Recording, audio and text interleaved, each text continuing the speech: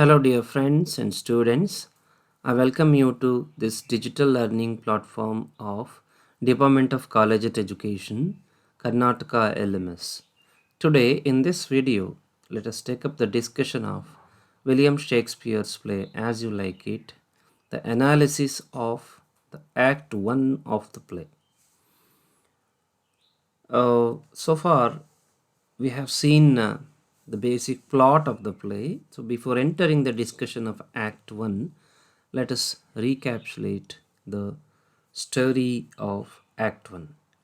In the Act 1, we see Orlando, the youngest son of Sir Roland de Boys, is ill-treated by his elder brother Oliver. He challenges the court wrestler to a fight, and Oliver utilizes that as an opportunity to injure Orlando, as Orlando is demanding the inheritance left to him by his father.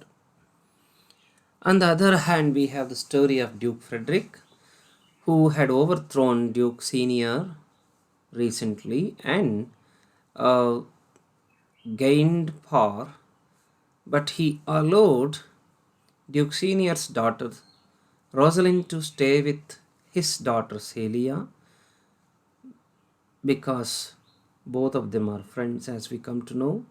And in the play, when the fight was arranged, both Rosalind and Celia watched the match. Then during the match, we find Orlando overthrows Charles and win the match, but that act of Orlando pleases Rosalind. When Duke Ferdinand did not give any prize to Orlando, considering him as enemy or his enemy's son, he is awarded by Rosalind's chain. Rosalind hands over her chain as prize, neck chain as her prize to Orlando. This blossoms love in Orlando, and similarly, Rosalind also get got attracted by Orlando and succumbs to his love. This leads to a discussion of that instant love arose between them with the words of Celia, who talks of this. Then she gives a chain as a prize that we see, and he is overcome with love, and he comes to know about both Rosalind particularly, and then the act continues to introduce the conflict in the play, that is between two pair of brothers, Duke Frederick and Duke Senior. On the other hand, Orlando and Oliver. Okay, we move on to Act 1 analysis of Scene 1. In the Scene 1, Shakespeare presents the binaries, contrasts. We see so many binaries here because in the Scene 1 we are introduced to the two settings of the play. The first one is of the Duke Ferdinand, is at the court of Duke Ferdinand, that is representing the court or town setting. And we also came to know that Duke Ferdinand had overthrown Duke Senior, and now Duke Senior is in shelter at the Forest of Arden, which introduces the second setting of the play, that is the Forest of Arden. That is why one binary is of the two settings of the play, which contrasts two different settings. One representing the town, the other representing the countryside of France. Actually, it is the countryside of England itself, because the word Arden, Forest of Arden, is attached to England only. And Shakespeare, though he set the play in France, he gives the fragrance of English countryside by even referring Robin Hood stories in this act. in this scene. We see Robin Hood is popular during the Elizabethan era. His stories were popular, and Shakespeare takes the privilege of that, and a reference to Robin Hood comes when they talk of Duke Senior living in the forests of Arden. Then we find the conflict between the two pairs of brother. The second binary is the conflict between the two pairs of brother. So on the one hand, it is Duke Ferdinand and Duke Senior, and on the other hand, the conflict is between Orlando and Oliver. It is interesting to observe that both the conflicts have the same need, have the same reason, that is the reason of inheritance. For Duke Ferdinand, the throne of the kingdom, the power itself is the reason. For Orlando and Oliver, particularly Oliver here, who inherited the larger part of his father, Sir Roland de Boy's property estate, is, as per the custom, is in possession of the largest one, but we are introduced to that he ill treats his brother, younger brother Orlando, and not ready to hand over him the riches given to riches mentioned in his name also. Therefore, he plots to kill his younger brother, injure his younger brother through the court wrestler Charles. Thus, we find the second conflict, the second binary, is the conflict between the two pairs of brothers. Third thing is the contrast between the treacherous with the good nature. The treacherous representing Duke Ferdinand and Oliver, and the good nature is represented by Duke Senior, Orlando, and we also have that old servant Adam. They represent that good nature of human beings, and a clear contrast between the both is made in the beginning in order to probably give a moral message at the end, that who wins over whom.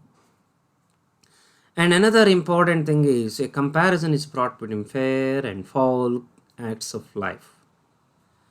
The fair acts and foul acts of life.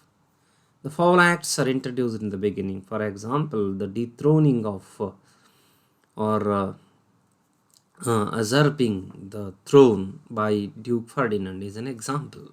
It's a foul act. Similarly, another foul act is of Oliver encouraging Charles to kill or injure Orlando. Thus, we find fair and foul acts. We also observe another foul act, that is Oliver, who denied education to his younger brother Orlando. He not only denied giving him any wealth, property written in will for him, but also he never gave him education. Orlando was made to work with animals, right? So that's why we observe the denial of education, ill treatment of his younger brother is a foul act. And on the other hand, we have fair acts of Duke Senior, who accepted the situation but silently. Similarly, we find Orlando also accept the situation silently.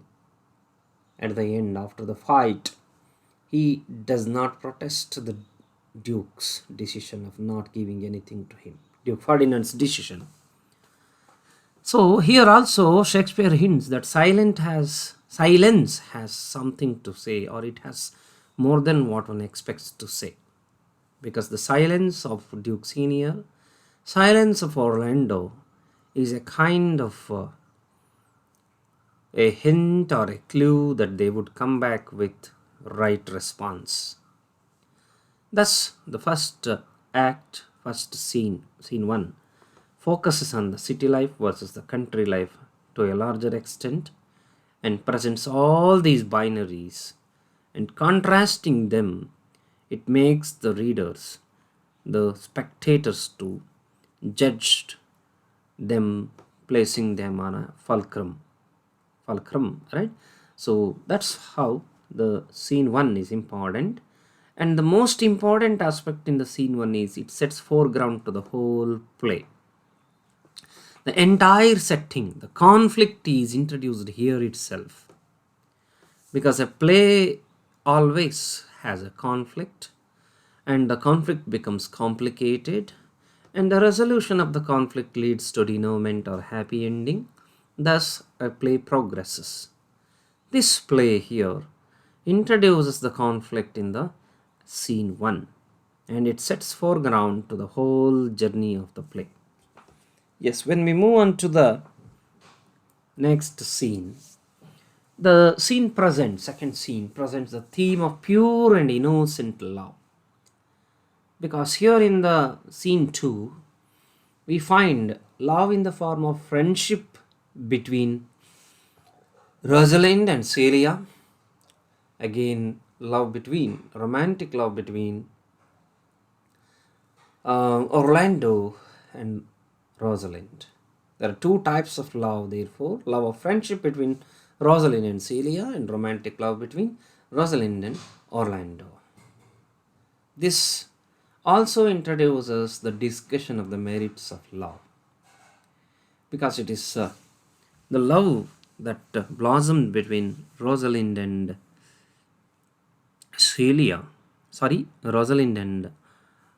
Orlando makes Celia to question such a instant or immediate uh, act of falling in love. Thus we find a discussion of love is made by Celia in the first act. Again, another important thing in the play is how that act of love makes people over from situation, because the valor of Orlando, who fought with Charles and overthrown him, become or succumb to the love of Rosalind. Thus we find the good nature in him is it tempted love in Rosalind. Thus we find the two sorts, the pure and innocent love, is given a lot of focus in the scene 2. We also find here that the act of Orlando defeating Charles and Rosalind giving him the prize, that is her neck chain, as the prize. Thus the appreciation of the valor or the fight, the courage of Orlando is made by Rosalind. By this scene, we becomes clear that Shakespeare uses the names so trickily. Then the characters are named after some of their qualities too. For example, we find Orlando, whose name is similar to that of his father, Sir Roland de Bois, who inherits that good qualities of his father. And we have Rosalind, her very description, her appearance to Orlando, for example, can make us that she is similar to that of that fragrant, fresh, attractive rose, begins with Rosalind. The selection of the names are like that, and it continues ahead probably. Thus we see the foreground laid by the scene 1 continues in scene 2. When come to the scene 2 further, it's a description where Shakespeare's love for the country life becomes clear, because he here makes the point of Robin Hood stories. Here he points at the forest of Arden, where the Duke Senior settled, where Duke Senior is in exile. Thus we find Shakespeare's setting of the forest of Arden is a platform to him to express his love for the country life. Particularly, he considers pastoral love as the idealized form of love, which is filled with romantic and innocent love. That is what he expresses. There, he finds that forest of Arden as a tranquil place of shelter. It is away from all the disturbances of the court life, and it is similar to that of that Robin Hood's countryside. Thus, he makes a discussion of the countryside by traveling from the setting of the court into the setting of the forest of Arden. And it is important to observe the creation of touchstone to judge the merit. Touchstone in the story is a kind of cupel. Cupel is a small bowl, and in which we find the merit, the good quality of the gold or silver is measured, isn't it? Muse in Kannada. That cupel is found in the character touchstone here, because he is the one who judged the merit of all other characters. He is actually a court jester, a fool by name as a character, but he is the one who exposes wisely the foolishness of the world. So, therefore, Shakespeare finds his persona through the character touchstone. Then we also find the flight of human flight from pains to pleasure. Wherever we find the pain, and the flight takes place from pain to pleasure. We find that flight in Duke Senior. We are going to find that flight in other two characters, that is Orlando and Rosalind. So when come to the scene number 3, we find the wickedness overcomes wisdom. So the essential goodness in human beings, it's distorted when one succumbs to that wickedness, when one nurtures that wickedness, when one loses one's reason, being intoxicated by wickedness. That you observe in the play, because Duke Frederick, who banished Duke Senior, also banishes Rosalind at the cost of Celia here. He, because Rosalind supported Orlando, or even encouraged him, or even awarded him with a prize, Duke Frederick, as a kind of punishment to her, considering her as traitor, decided to banish her. But Duke Frederick is unaware of the real, true friendship between Rosalind and his daughter Celia. Instead of valuing that friendship, instead of valuing the feelings of his daughter, he, in his wickedness, thought of banishing Rosalind. Here, his wisdom is distorted by his wickedness of hatred towards Orlando or Duke Senior. Because Orlando is the son of Roland de Boys. Roland de Boys is a friend of Duke Senior. Therefore, he was an enemy of Duke Frederick. Now, Roland de Boys is dead, and his son Orlando becomes an enemy to Duke Frederick. In that enmity, I can recall the Poison Tree written by John Milton. Duke Frederick here nourishes that poison tree by pouring further water to it, by even banishing Rosalind. But that poison tree gave him the poison fruit here, because it is Celia, his daughter, who also flees with Rosalind to the forest of Arden. Thus, his wickedness is dominating his wisdom or reason. With the flight of girls, it's not fight, but flight of the girls, the plot becomes further complicated, because the conflict in the play reaches its zenith now. Plot becomes complicated with the flight of the girls who goes to the forest of Arden. The tension in or the problem in the play increases. Duke Frederick perceives that flight, and he has to find solutions to the problems. Then we find the deceptions of the Duke.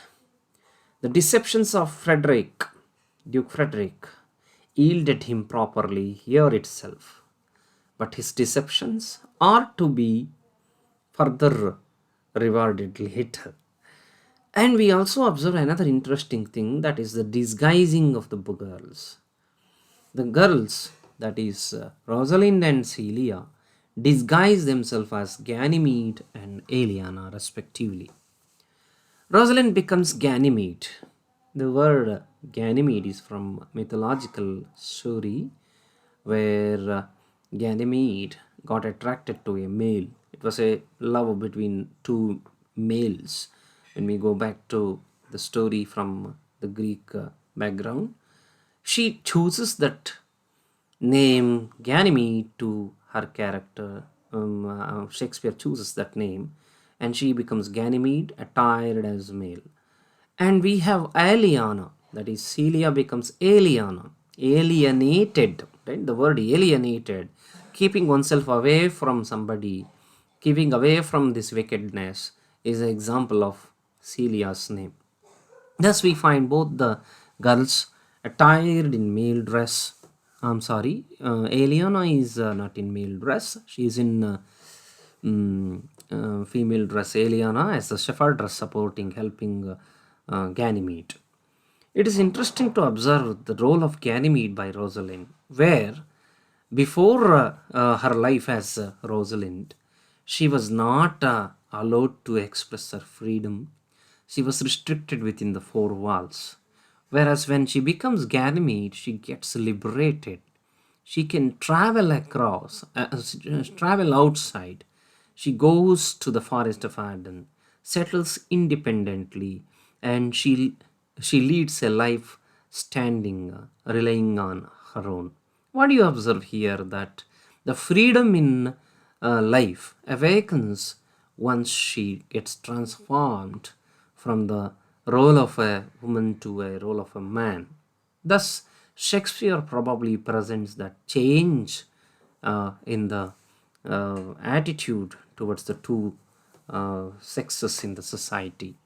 The transformation of life that Shakespeare brings in is interesting for debate here.